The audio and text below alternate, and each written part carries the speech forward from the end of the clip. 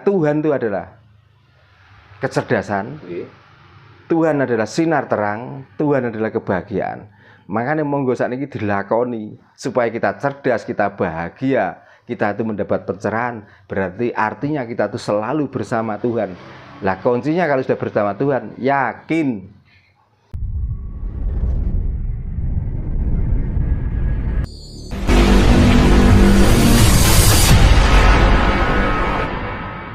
Tuhan itu adalah kecerdasan, Tuhan adalah sinar terang, Tuhan adalah kebahagiaan.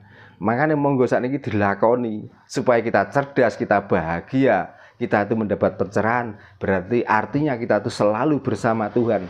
Lah kuncinya kalau sudah bersama Tuhan, yakin. Kita pasti bisa. Artinya kita itu ya luar ya dalam. Luare nyambut gawe rezeki, dalame atine tentrem. Ini lho.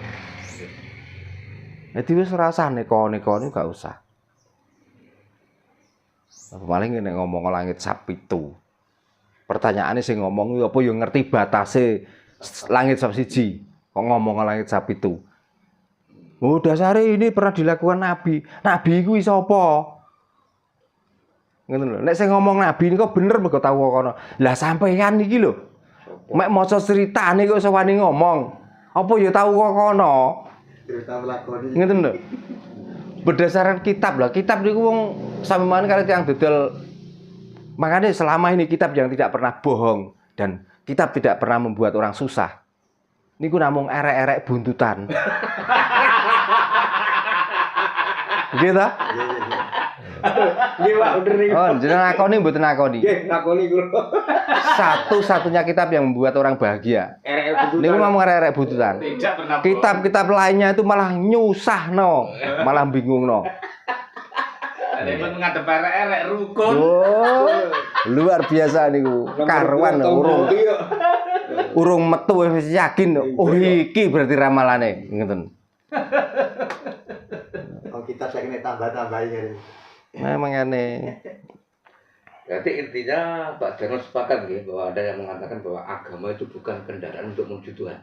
Sama sekali. Agama adalah penghibur hati. Oh, siap. Supaya alat untuk menenteramkan hati sebenarnya. Tapi ketentraman pun kadang-kadang salah cara kita menafsiri.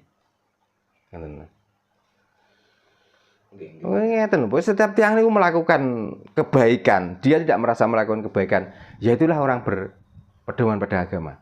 Tapi kok isek rumangsa nglakoni apik, berarti dia bukan orang beragama.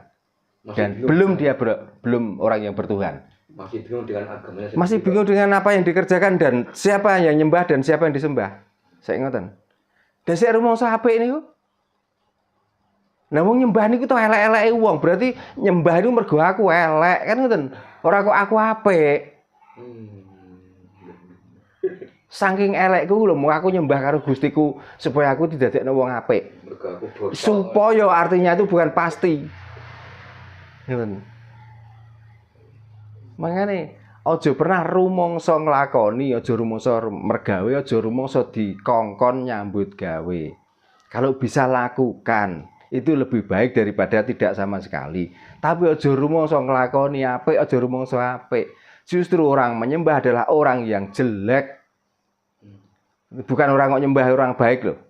Orang yang jelek. Nek wis apik lah apa nyembah wong wis apik.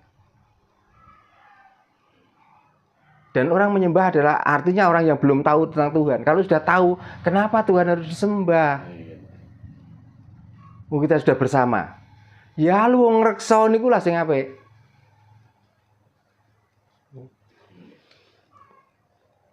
Menyembah, berarti orang yang buruk itu justru menyembah, Pak. Justru orang yang buruk itulah orang yang menyembah, bukan orang baik. Mergo takut sek wedi nek diteki mbek sing gawe urip niku, makanya sembah terus.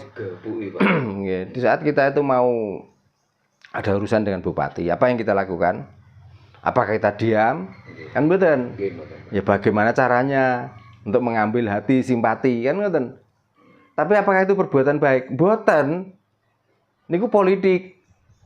Jadi orang yang menyembah pun itu berpolitik dengan Tuhan. Mulane hati-hati. Ngeten. Makanya Tuhane do mire, do mau ngabulno, nek gak carane mblidhuki. Carane gawe rekayasa. Gawe rekayasa. Itulah tanda bukti orang berpolitik dengan Tuhannya. Nyembah pun kalau tidak merasa berpolitik, tidak merasa menyembah, tidak merasa melakukan kebaikan. Ngeten. Justru malah dia itu berintrospeksi bahwa saya loh orang yang jelek, orang yang belum disukai oleh Tuhan. Maka supaya saya disukai, saya tak menyembah.